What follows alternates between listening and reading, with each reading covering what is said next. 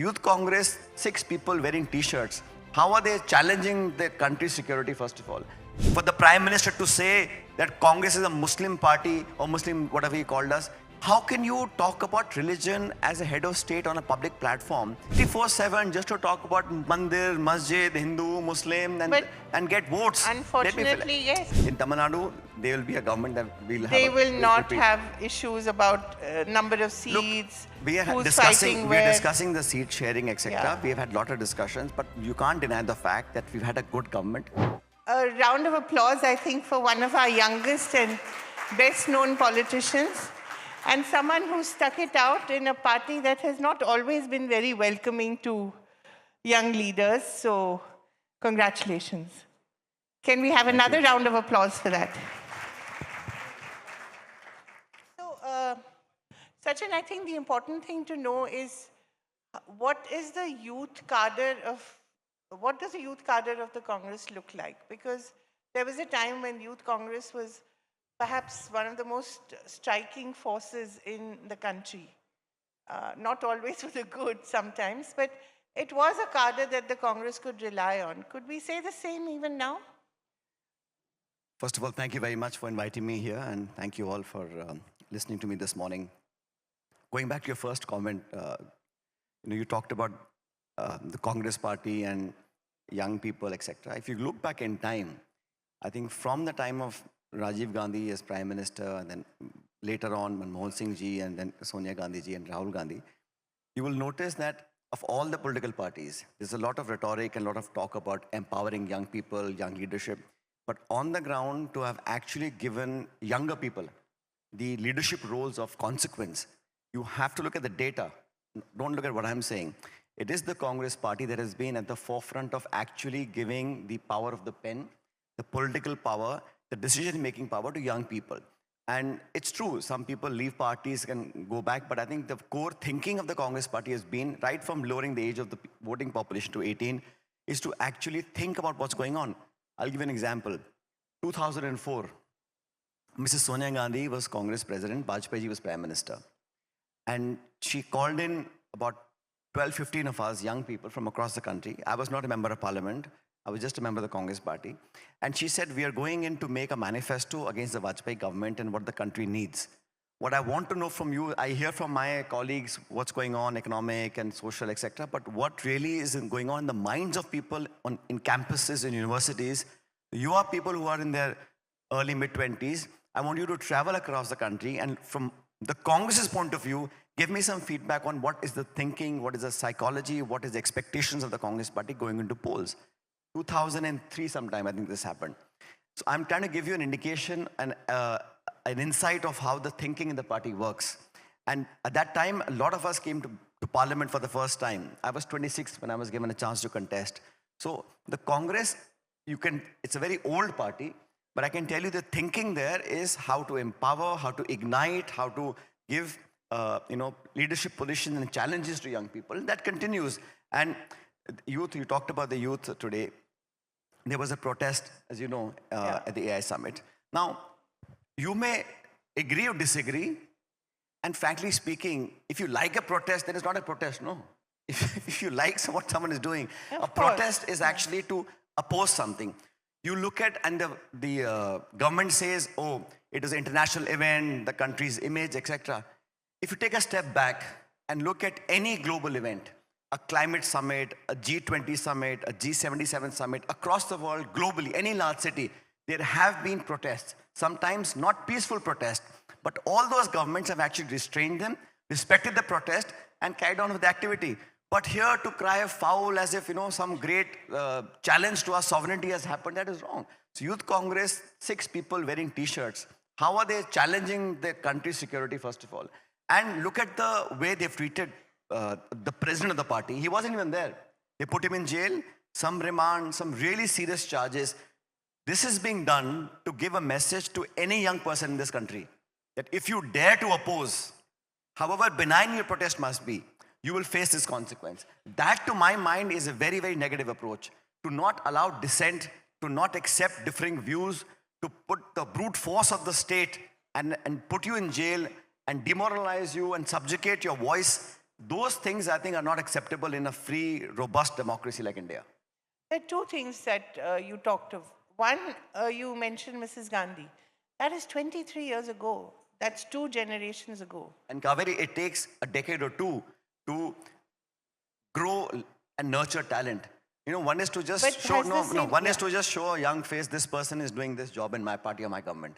But to allow people to grow, to nurture, to strengthen, to learn, it takes 10, 15 years to develop a leadership. And a whole generation gets developed. I mean, Rajiv Gandhi, when he became Prime Minister, he encouraged so many of his younger colleagues to come into, and they have, some of them continue even today.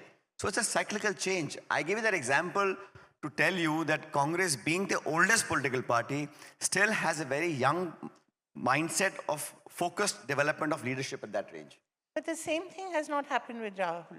When was the last time he called 10 or 15 of you and said, this is what I want you to do for the next unfortunately, generation? last few years, what the Congress party does not get the attention of the mainstream media, either television or newspapers. I can tell you, blaming the media again. If you don't, again, if you there know are what, now so many other Kaveri, avenues. hang on, let me say, I was talking about the government, let me put you on the dock. Yeah. You must also have the patience to hear. Of One word you say about the media and up she goes in arms. I mean, that's also not correct. Where You've been talking, arms? I saw your reaction. आप बोले कांग्रेस के बारे में बोल रहे हो, ये नहीं है, वो नहीं. I'm quietly responding to all your questions, you know, which are, you know, quite, I'm used to this. But the minute I mention the word media, you blame the media. I'm not blaming. I'm saying the Congress party last 11 years has been in the opposition.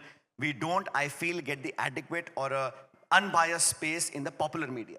Not to say that we don't convey our messages through public meetings or social media. No. So I'm saying that Mr. Gandhi and Mr. Kharge, all of us, we meet often enough. And now I'm at an age where I myself am trying to nurture my next generation. Exactly. Right? And I've done that. I was president of the Rajasthan Congress Party for almost 6.5 years. As many people as I could of a younger generation to make them sarpanches, Jila Panchayat members, mayors, MLAs, candidates for Lok Sabha. I've done that. So it's a hand-holding thing that every generation does. And I can tell you, in my party, we've always tried to do it. Now, other parties can speak for themselves, but in the Congress, even today, whenever I'm given a task to work, I ensure that I speak to people and let them know in the last 25 years, this is what I've seen, good and bad. And my experiences, both good and bad, need to be shared. Otherwise, what is the point of me getting a chance so early in life if I'm not able to pass that forward? Absolutely, well said. But I think the other point I was trying to make before you jumped on me is that... See, she's still sensitive about that. Obviously, So we're all sensitive so when you talk about Congress getting old, dynastic politics, your government was corrupt, I answer your questions politely. The minute I mentioned it, the media, oh my God, she just... Because, it's okay. because it's okay. there are all sorts of media now, and thank God for that. I think the point was about dissent, and you talked about young people. But my question is also, why do young people seem to be so comfortable with the state of affairs? You go out, you talk to young people, you meet them. Why does there not seem to be more anger about the issues that you raise all the time? Like, I agree with what you said. Thank God. And listen to me. Why? This is the reason for it. In the last 20, 25 years since I've been in public life, I have seen in this country various shades of government. There's been, you know, Vajpayee ji, and Devegowda, Chandrasekhar, Indrakumar Gujral ji, Manmohan Singh ji. During many governments, irrespective of what shade of government you have in New Delhi, there were large movements. Now, there were student movements, there were labor movements, there were social movements. Of course, you can criticize why do you have strikes, why do you have shutdowns, why do you have dharna, pradarshans, I mean, you had an anti-corruption movement, you had the agitation on Nirbhaya. There is a reason why, in the last decade or so, there has been a steady and a dramatic decline in outbursts of protest and demonstrations and, you know, mass movements. And that is being done, I think, there is a certain ecosystem being created where there is absolutely zero tolerance for anyone or anybody trying to say something that is differing ideologically and politically from the people in Delhi. That's not a good sign. Because earlier, you know, when UPA government was there, the left party was actually supporting our government, but they were still agitating and protesting. And I'll give you one example because this is election time also. When Mr. Trump decided to have a deal with India, I mean, he decided, he posted on Twitter, this is what we're going to do. And the party that has actually opposed the US all through are the left parties. They pulled out from the UPA government because of the Indo-US nuclear deal, which was a deal made to make India a nuclear power state. Even then, the left parties pulled out of government. Today, when Trump has imposed an 18% tariff, almost suicidal for our cotton farmers, soybean farmers, corn farmers, and milk production, etc., and flooding the Indian markets with the US goods at 0% tariff, and we pay 18%, there is not a murmur from the left parties. So, there's a lot of realignment of positioning happening, and the same BJP, for example. When we were in government, we opposed FDI in retail, we opposed FDI in defense, we opposed the Indo-US nuclear deal, we opposed Aadhaar card, we opposed GST. Of course. And the same things today. Yeah. Same thing today, it is my dear friend Donald Trump is doing this. So I'm saying how things are changing. Also, people of this country are seeing through the different positions you take and ideology if you're in government or you're in power. But it is not reflected in your votes. Now, you see, votes, I can tell you, we won 2004 and 9 elections, but 2024, against what you perceive, the NDA number of MPs and the India Alliance number of MPs, the gap is about 40-45. It's 292 versus 232. So it's not that the mandate in this election was a sweeping support for the BJP. They've got two allies without which the government couldn't be formed. It was a fractured mandate. So the difference in vote share and number of seats is not as large as it's been projected. Congress is still 99. But we're allies. National I understand that, but stature. we have doubled the number of seats. BJP has come down from a claim of 400 to 240. And But India Party you can Alliance. only go up from rock bottom. Now you can't go lower than rock If you want to be pessimistic, sure. But I look at it the positive way that we were actually almost half. Now we are 100 and we're going to go ahead. So the India Alliance, we fought the election as alliance. We had seat sharing. The difference in the Lok Sabha is actually quite small. But the perception is that it was a sweeping mandate to the BJP. It is not. They came down. They came down 60 seats. We came up 50 seats. Yeah, but I think the point I'm trying to make is that young people, as a rule, all over the world, and we see it in our neighbors as well, are always unhappy with the status quo. And as they should be. In a country like India, where there's still so many shortages, especially on jobs, and that's something your leader has also talked about repeatedly, why are they still not in a position to be angry? Why do they not vote for your party? Is it because the issues that you pick up don't resonate? You're equating wrong things. You're saying people should get angry. I'm not saying that they should get angry. They should be angry for whatever reason. There are reasons for them of course, to be angry. I am just making two simple points. And this country, we had a very robust agitational politics. That has now come to a standstill. I don't see any political party, at least in the opposition, except for the Congress, which is actually making a noise. Where is BSP? Where is left parties creating a national movement, right? So that is one change. The other change is that when I go out and seek votes for my party, I don't want to seek a negative vote. I don't want to criticize, blame, find faults, and then say, well, they are bad, so vote for us. I want to be a positive political worker. When I go and say, here's what's happening, here's my alternative plan. Here is my blueprint. This is what I want to do. So show your vision, show what you want to do, and that roadmap should be more attractive. And to my mind, young people today, you may not feel it, but there is a growing dissent and dissatisfaction for jobs. Look at the job situation. For the first time, after a very long time, there is a higher employment in rural areas, which is not a good sign. That means highly educated, skilled people are going back to rural areas for substandard jobs. And today, employment is one issue, underemployment. You have overqualified young boys and girls who are taking up jobs that are far below what they should be, their caliber is. And look at the disparity, what's happening today. 1% of India, 1% of Indians own 40% of India's assets. And the bottom 50% own 3%. Income disparity, wage disparity, wealth disparity. This is causing huge fault lines in our society, and young people feel it the most because young people today, unlike 20 years ago, know what's happening around the world. You have social media, mobile phones, you know what's out there, and that expectation is not being met. So today what we have is a demographic dividend because young people, educated, talented, but in 15, 20 years' time, this has become a huge burden. because we'll have older people who are not gainfully employed. We have no large social security net. So the problems I'm saying are very large. They have to be tackled. But I do agree with you that the kind of resentment that should be publicly seen is not being seen. So is it because your leaders are unable to pick on the right topics and channelize what clearly must be some dissatisfaction? Because you see the on-ground reality, people don't have what they want, and especially young people. And look at the challenges being thrown in their face. Look at AI, look at the lack of jobs, look at the failure of competitive exams, look at the, exam leaks, all the things that your leader talks about, but is unable to focus on one aspect perhaps, which can channelize all this anger. Do you feel that there is an inability of your leadership to focus on the right topic and to go hop from topic to topic? One session it's Naravane, another session it's Rafael, yet another session it's some other topic. Can you not have a party or a party leadership with a clear, focused message? This is what Young India wants. This is what Young India is not getting. Isn't that the funny missing? thing is, Kaveri ji, you are expecting the opposition and the leader of the opposition not to talk about things that are important to our country. If you think the US trade deal is not worth talking about, I don't agree with you. Hang on, let me finish. So it's wrong for you to say that unifocal is the way it should be working. We have responsibilities in parliament.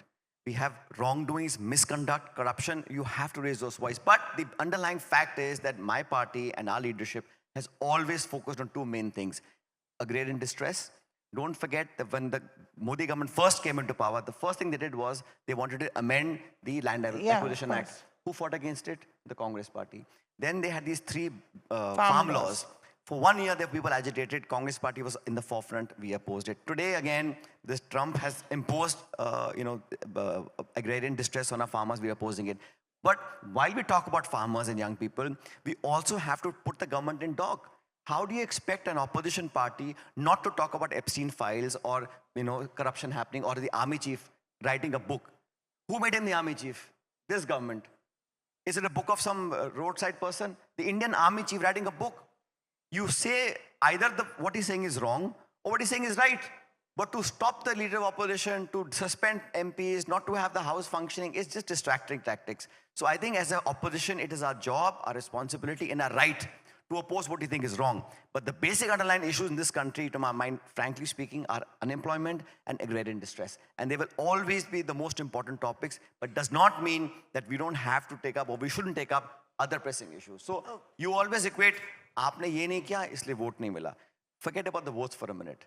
As a conscience keeper of the government, is it not the Congress party as the lead opposition to ask them tough questions? You tell me which opposition party is asking tough questions to the government? Which leader? Tell me. You have Akhilesh. He's as articulate. Yes, but I'm saying he's more UP focused. More so. He's more UP focused. But Congress as a national party, we're fighting elections in Tamil Nadu, in You Kerala. have the Dravidian parties. I mean, you have a DMK. Yes, but I'm saying on national issues. It raises national issues as well. I know, but I'm saying nationally, pan-India level, again, it sounds immodest, but the only political party that has the bandwidth, the presence, and the wherewithal to oppose a party like the BJP is the Congress party. Let me put it another way, Sachin. You go out into the field, you meet young people. When you talk to them about these issues, what is it that they tell you? Then you ask them, when you go back to them and ask them, why didn't you vote for us? What do they tell you? Dekho, I don't think voting is particular to one issue. There are many circumstances in different states. I don't think that's the reason I should be saying why. I'm, as an opposition, I speak the truth. I give people ideas. We agitate, we protest on what I think is wrong. Ultimately, people's choice who they vote for. There are many places that we have won, we have lost, but to equate everything to electoral win or loss is also wrong. But power is important sometimes no. To make change, Of course it is. But sometimes you must say the right things even though it may not be popular. Sometimes you must stand up for what is right even though you may not get applauded. And that's the test of leadership. अगर vote लेने के लिए आप सब कुछ change करते रहो, keep saying things and keep doing stuff just to get votes, that's also not good politics. A lot of your colleagues have done that and gone across. Well, that's their choice. That's their choice. I'm sure enough blandishments were offered to you as well. How does that make a difference? The point of the fact of the matter is, in today's politics, Ideologies change all the time. Yeah. People leave the BJP, join the Congress, leave the Congress, join BJP. It's their personal decision. But ultimately, whether those decisions are right or wrong, the people will judge, right? But when will the people judge? Look at the elections that are coming up. The Tamil Nadu alliance seems to be in some distress. In Assam, you have all sorts of issues being raised against Gogoi. Punjab, who knows what's going to happen. West Bengal, you have the TMC.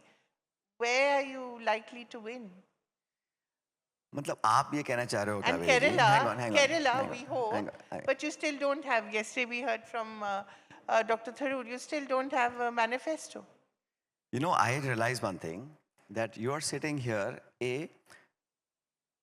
hoping for the worst, assuming the worst, No, and then hoping for saying, the- and then hoping saying, for the Sachin, best. I feel this is not going to happen. You're going to lose this. ये होने वाला नहीं. अब आप क्या करोगे? You should be saying, yes, we as neutral media stand with what is right. We stand with the opposition. We stand with the underdogs. And I can tell you one thing. We will form the government in Kerala with a historic mandate. We will win the elections in Tamil Nadu. Assam also, I think people have a lot of anti-incumbency against the current chief minister, the way he's acted and the way he's using foul language. Let me finish. Terrible language. Yeah. Thank you. The Assam chief minister, what kind of politics are we doing? Well, he's your You're friend. just, what Former friend? There are no friends and foes in politics. It's what you stand for. If a man or woman says right or You've wrong just things, discovered that he stands for all this. for last 10 years, when he was in our party, catch him saying all this, and if he ever did, he'd be taken to task. I challenge the BJP leadership today for what he's doing today and what he's saying. He's doing exactly what they want. Why is the BJP leadership not taking him to task? Because he's doing what they want. There you go then. Then please don't laughingly agree to what's happening in this country. To divide India on religious lines, for the Prime Minister to say that Congress is a Muslim party or Muslim, whatever he called us. How can you talk about religion as a head of state on a public platform and make it look like a negative connotation? This country stands by its constitution, not by the BJP ideology or my ideology. Let me one more second. Yeah. So in this country, it is sacrosanct that every citizen born in this land, any gender, religion, race, caste or creed, has equal rights and opportunities. You cannot demean somebody. You can't look down upon somebody. And justice is for all. What is this religion talk that we do all the time? And then just to get votes. I know why he said that in Rajasthan, the Prime Minister, because the elections in Bengal. 24/7 just to talk about Mandir-Masjid, Hindu, Muslim, and get votes. Unfortunately, yes. Votes is the point. So unfortunately for you, as an educated person who's such a senior journalist, why must you always follow the votes?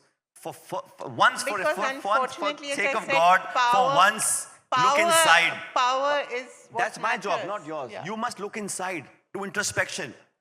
Is this right or wrong? Votes from Leling, don't worry about votes. That's what we're here for. But sooner than you think. Sooner than you think. But the fact too, I see most, senior people like yourselves also, vote nahi mil raha, power nahi mil raha. Arey, hum le lenge power. But desh kahan ja raha hai? Abhi to dekho na. Where the country is headed is not as important as which party is in power, is it? But exactly, where the country is headed. So I think you owe it to yourself, Kaveri ji, you owe it to yourself and to people listening to you that you must stand up and speak what is right. Forget who will rule the country, who will get the votes. That's our job as politicians. No, but as thinking people, you have got to stand up and say. Media, as I'm not worrying about the media. All I'm saying is, when I say something right, aap bolte ho, you're right, but you're not getting the votes. That's a question, right? That is a fact of matter, because as a politician, if you're not able to get the votes to come to power, what is the point of being a politician? We have been in power for 10 years. Yes, we've lost 15 years. We'll come back again. Okay. You have patience and faith. We'll see when. But you again, didn't mention... that seems like a challenge. Of course it's a challenge. I know, but you're speaking as if you are part of the government challenging me. No. I have nothing to do with this government, thank God. But I want to bring you back. Famous words we must record. I want to bring you back. Yeah, I mean, you still have journalists who are independent. Don't worry about us. Worry about yourself. Look at Punjab. You didn't mention Punjab. What's going to happen there? We're going to form the government in Punjab. Okay. So the Congress party will have a comfortable majority in Punjab. In Punjab, no matter what in people Kerala. Say. Absolutely. And in Assam. Famous last words, remember. Yes, okay. And in Tamil Nadu, there will be a government that will have... They will not have issues about number of seats, we are discussing the seat sharing, etc. Yeah. We have had a lot of discussions, but you can't deny the fact that we've had a good government It's delivered. People are happy. Of course, there'll be some opposition, there'll be a lot of dissent voices, but largely speaking, I think people have appreciated the government that has worked here, and Congress has been a long-standing partner of the DMK, both center and in state. I think so. Ultimately, people will decide. But to come back to the question of winning and losing, I think we have a very good chance in most of the states that are going to polls now. Okay. What is the last conversation you had with Rahul Gandhi about the situation in the country, about the issues that they're protesting on, your party is protesting on? Yes, we have. And did you have any disagreement? And if there is any disagreement, does he pay attention to you? Of course, Kaveri ji, what we've decided now after the Indo-US nuclear deal, and I'm surprised it's called a deal, not an agreement. In that deal, I think the farmers' issues have to be taken up. Mr. Gandhi, Mr. Kharge have already been to Punjab, Madhya Pradesh, other parts of the country. So we're doing large mass movement to make sure the farmers know the facts. And then they will decide how to respond to that. We had Narega, for example. They've almost tried to stifle that program. We're doing a mass-based program from district level upwards to make sure that people have the right to work and don't lose that privilege of getting the only social security benefit we have in India. So all these issues we talked about, party discusses, we meet in the working committee, and whatever we decide, by the way, is a unanimous decision. Hum log baith ke spend 1, 2, 3 hours, we go back and forth, but ultimately we decide what to do, and we are working on it. I think the editor, Shantana Bhattacharya, would like to ask you a couple of questions. Hi, Sachin. You are so articulate and you valiantly defended your party, and we are almost convinced that you are going to win all the states that you are saying that you are going to win. But tell me something, does your party use your voice and articulation as much as we are providing you the platform to do? First of all, I think today I have somehow riled up Kaveri ji, which wasn't my idea. But, but we got it's a good important. conversation. It's important to get the person asking the questions also to be riled up. Yeah. But I'm sitting here today voicing my party's opinions, and I do it across the country. I don't think there's been an election in this country where party has not asked me to campaign. I'm in charge of Chhattisgarh. I'm the observer for the Kerala elections, and I'm doing the best I can for my party. Anything else? Yeah. Thank you. Yeah. Thank you very much. Sachin, thank you as always. Thank you. Good to have a combative... Ladies and gentlemen.